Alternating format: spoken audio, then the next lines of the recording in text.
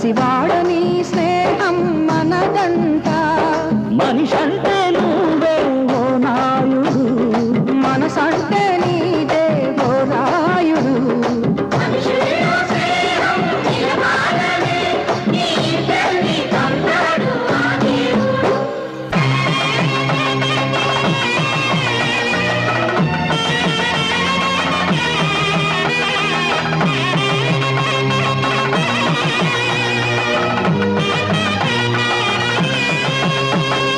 దేవుడు మనిషై పుడితే ఎట్టా ఉంటాడు